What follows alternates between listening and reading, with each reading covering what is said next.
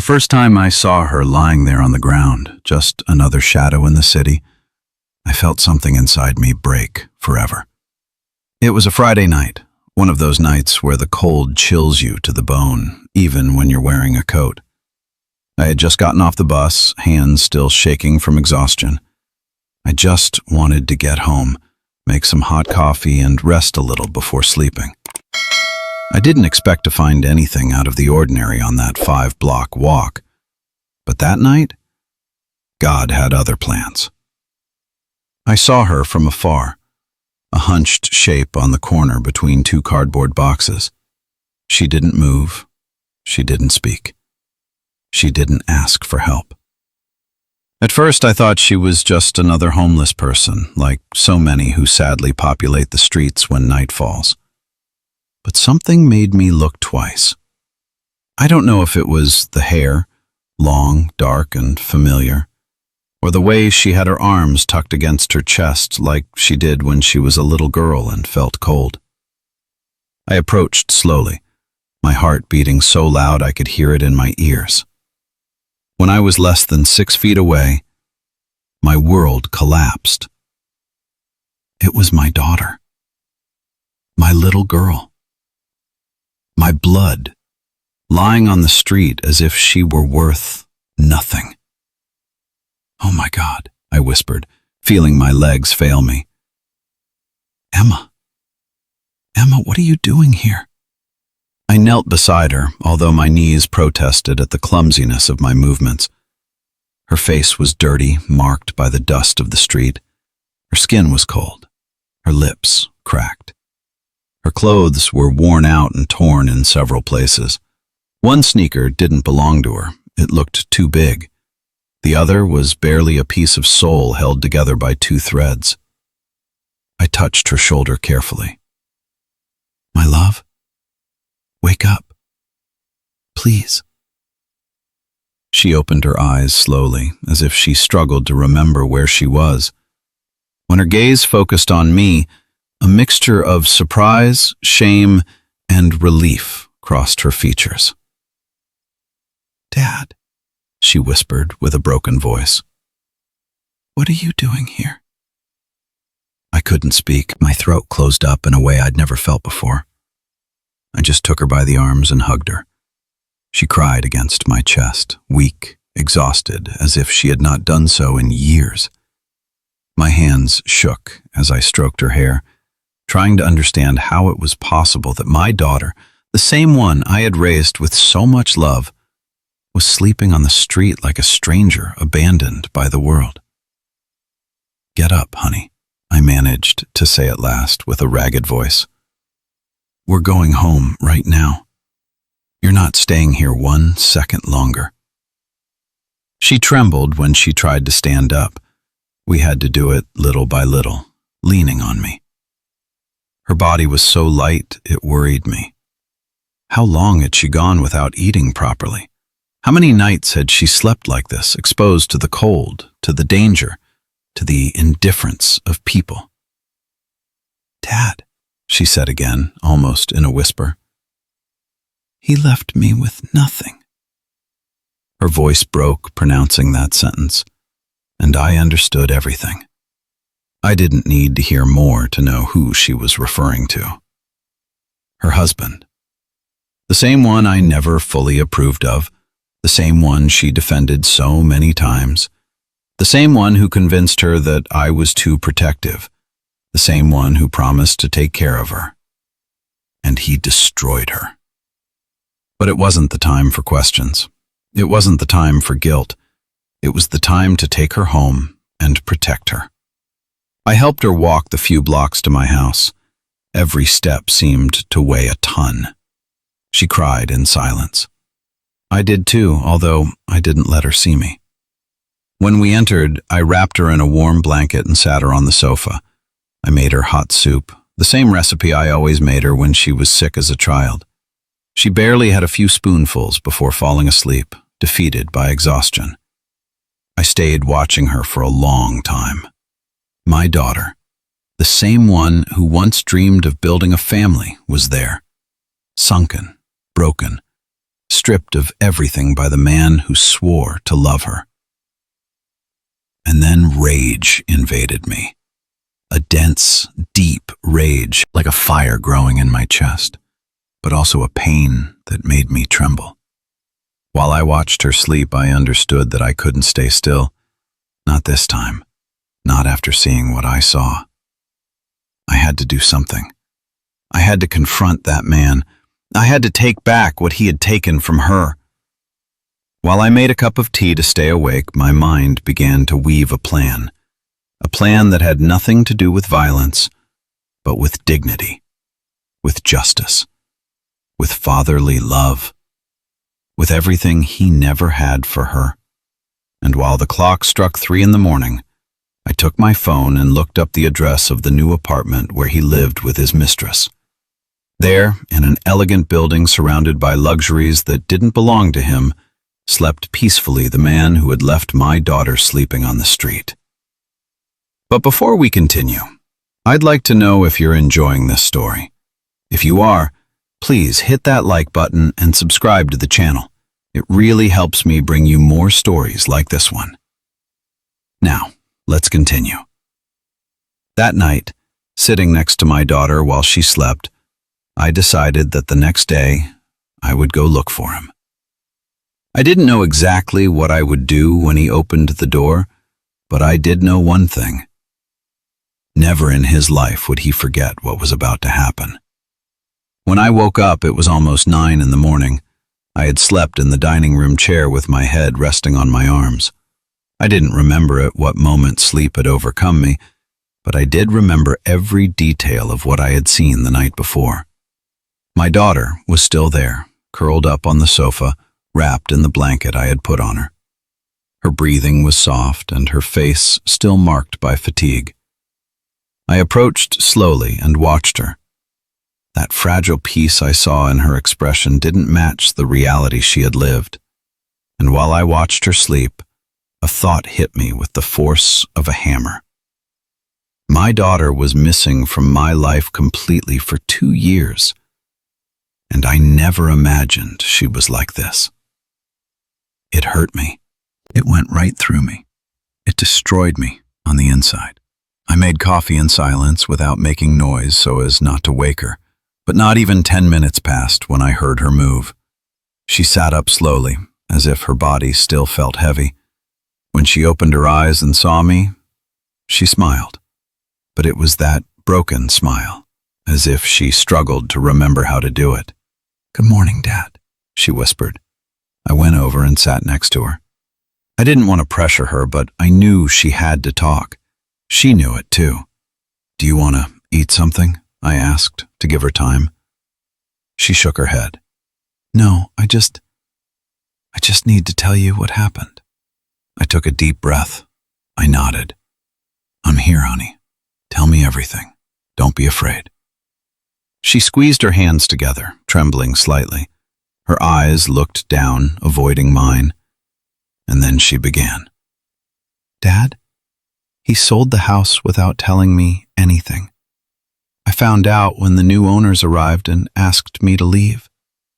He was already living with her, with the mistress, and I didn't have anywhere to go." I felt a wave of heat run through my chest. Pure fury. Absolute indignation. How could he do that to you?" I managed to say with difficulty. She shook her head. "Because he was always like that, Dad. I just hid it all so you wouldn't suffer. He manipulated me. He made me believe that if I told you something, it was going to cause you a heart attack, that you couldn't handle it, that it was better to leave you alone." I listened to her in silence, feeling my heart tighten. "But that's not the worst part," she continued, and her voice broke. "When he left with her, he left me without money. I had temporary jobs, but it wasn't enough for anything. I slept at friends' houses, but it didn't last long. Later, in cheap motels. In the end, I ended up on the street. I just couldn't take it anymore. I took her hand. Her hand was cold, but her pain burned. "Why didn't you come home?" I asked, almost in a whisper. She began to cry. "Because I was ashamed, Dad. And I was ashamed that you would see me like this, defeated. And because he kept repeating that you were better off without me, that I was a burden, that if I came back to you, I would ruin your life. I believed him. I was a fool." I lifted her face gently so she would look me in the eyes. "Listen to me well," I told her with a firm voice but trembling with emotion. Never have you been a burden. You are my daughter, my family, my blood. I would have crossed the world to help you. How could you think I would be better off without you?" She broke down. Her crying flooded the room, her pain mixed with my helplessness. I hugged her while her body shook. "I'm sorry, Dad," she repeated over and over again. "I'm sorry." "You don't have to apologize, honey," I replied, stroking her hair. "You didn't do anything wrong. You were a victim of a soulless man. But now you're here with me, and you will not spend one more night on the street, I swear to you." She stayed there, hugging me for long minutes. When she finally calmed down, she took a breath and added, "He lives in the Riverside Towers with his wife. Well, his mistress. Now they say they're expecting a child. That's why he sold the house so fast. He wanted money for his new life." His new life. The phrase pierced my chest like a bullet. So that miserable man had traded my daughter for a younger woman and a more comfortable life, without remorse, without guilt, without mercy. I got up from the sofa and began to walk around the living room, unable to control the rage boiling in my veins. My daughter looked at me, worried. "Dad, what are you going to do?" I stopped. I stared at her. I felt my hands clench into fists. "I'm going to do what I should have done a long time ago," I said with a deep voice. "I'm going to go talk to him." She opened her eyes with fear. "Dad, no. Please. He's dangerous." "You don't know what he's capable of. And he doesn't know what I'm capable of," I replied without looking away. She swallowed hard. "Promise me you're not going to do anything bad." I looked at her with tenderness, but with a certainty I didn't remember feeling in years. "I promise you, I won't do anything that hurts you. But I'm not going to let the man who destroyed you keep living as if nothing happened." She lowered her gaze. I think she understood that my decision was irreversible. I went to my room, opened my desk drawer, and took out a folder where I kept important documents. I didn't know yet what I was going to use, but I knew I would need something, anything, some proof, some data, some clue. Because what that man did could not go unpunished. While I looked through papers, I heard my daughter's voice. "Dad, thanks for picking me up last night." I turned around. She was at the door with a fragile but true smile. And that smile gave me strength. "Emma," I said with a soft voice approaching her, "never think again that you're alone." I hugged her one more time, and that morning, while the sun was just beginning to peek through the window, I knew with certainty that the next day I would be looking into the eyes of the man who destroyed her life, and that he would never forget what was about to happen. I slept little that night, actually almost nothing.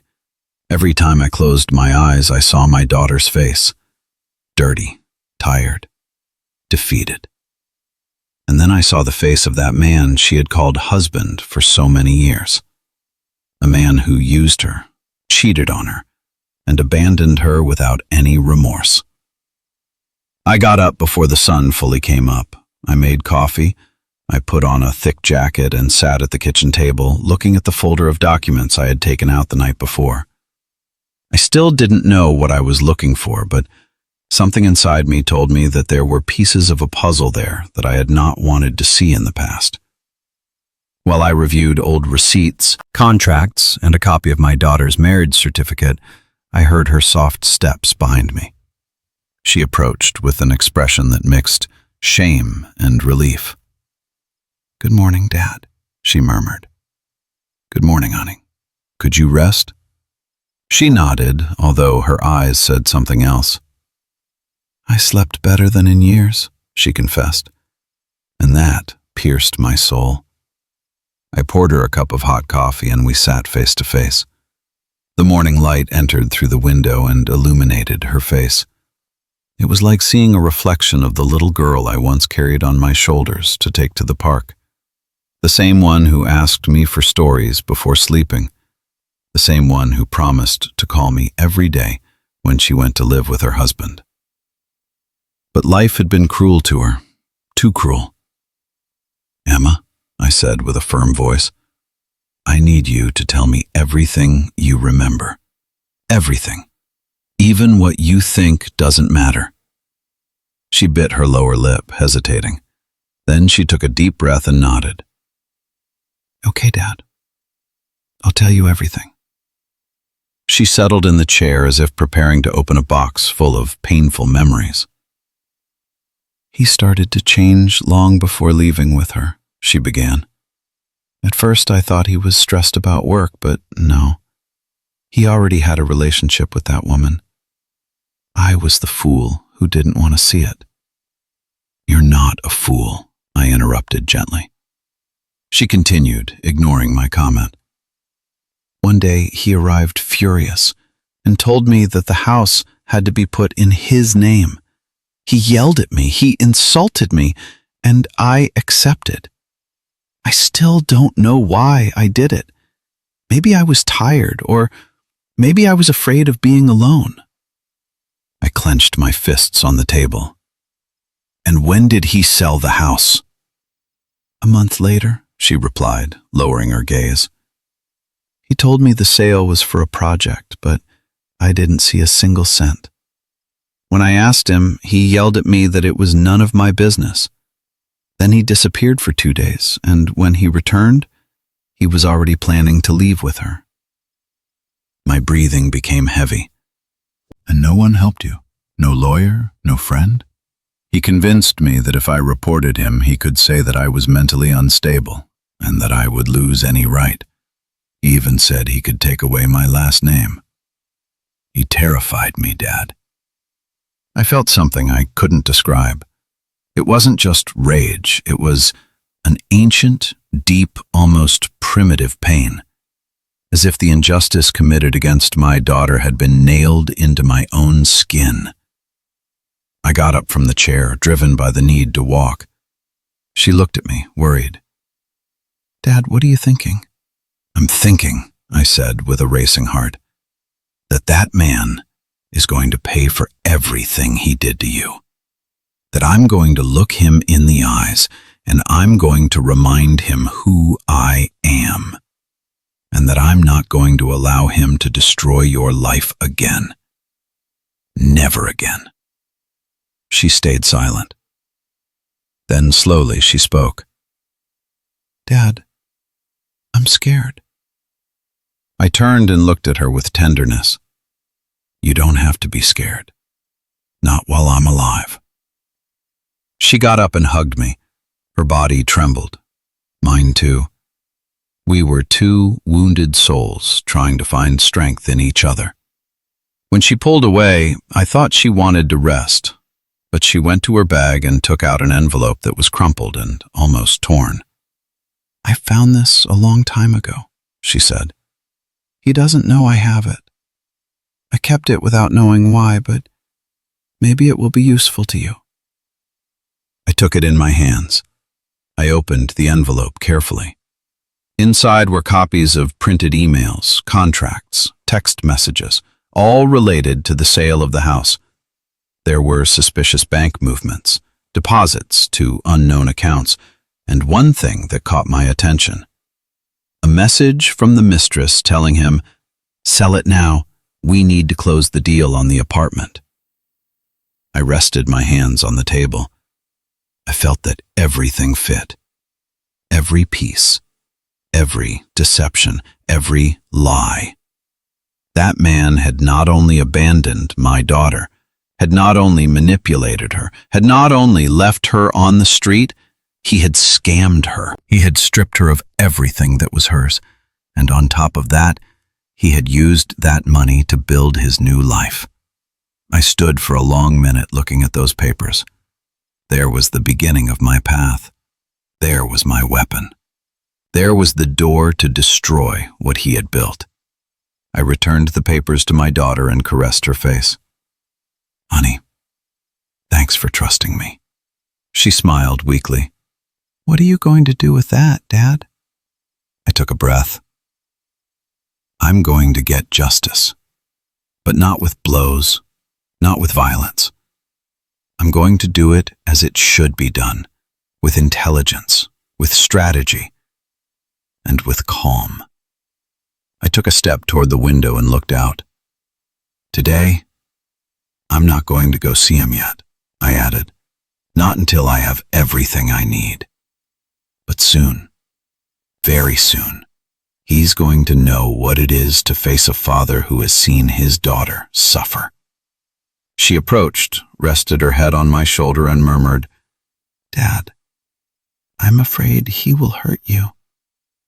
I smiled without looking at her. "Don't worry. He's not going to touch me. He won't be able to." My hands closed into fists. The plan had been born, one that he would never see coming, one that would change his life forever. I spent the morning reviewing every document my daughter had kept in that crumpled envelope. They were loose pieces, fragments of a puzzle that finally was beginning to show a clear picture. But I knew that if I wanted to unmask that man, I couldn't stick only with loose papers and suspicions. I needed solid proof, witnesses, details, and to know up close the fake life he had built using my daughter's suffering. At 3 in the afternoon, I took my coat, put the documents in a folder, and went out. My daughter was taking a deep nap. Her body needed rest. Her soul did too. I didn't want to wake her. I left her a note on the table. "Emma, I went out to fix some things. I'll be back soon. Rest. Dad." While I walked to the bus stop, I felt a mixture of anguish and determination. I didn't know exactly what I was going to find at the Riverside Towers, but I did know that I wouldn't return home until I had enough information to take the next step. The ride was long. The building was in an elegant area of the city, very far from where my daughter and I lived. I remember that while the bus moved forward, I saw expensive houses, luxury cars, and people with smiles of superiority, as if life had never been cruel to them. I asked myself how many lives my ex-son-in-law had crushed to get to this place, how many lies he had told, how much damage he had caused. When I got off the bus, the building appeared right in front of me. It was imposing, a modern building with a glass facade, with impeccable gardens and a security gate that looked more like a wall. The contrast with the place where I had found my daughter was violent. It was obscene. It was insulting. I walked toward the entrance with a firm step, although inside I carried a sea of emotions. A guard approached immediately. "Good afternoon, sir. Who are you visiting?" he asked with a polite but distant tone. "I'm here to see Marcus," I replied, using my ex-son-in-law's name, feeling how my voice acquired an edge I didn't know it had. The guard checked a list on a tablet. "Your name?" I gave him my full name. I waited. The guard frowned. "You're not registered for any visit." Of course not, I thought. That man wouldn't allow even my memories to get close to his new life. I just need to leave him some documents, I said, keeping my cool. They're important. I can wait in the lobby. The guard hesitated. He looked me up and down. I must not have given the impression of danger. I was a man of almost 70 years with a folder in my hand. After a few seconds, he nodded.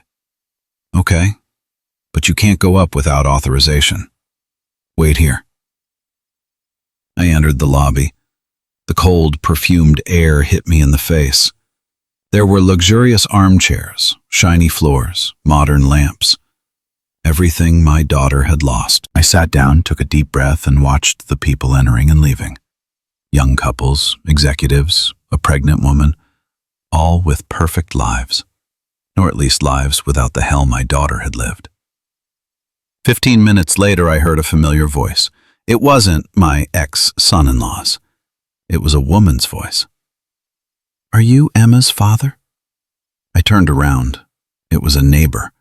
I knew it instantly. She was carrying a bag with groceries, wearing elegant clothes, and had that expression of someone who knows too much but doesn't know if she should speak. Yes, I replied, standing up. I am her father.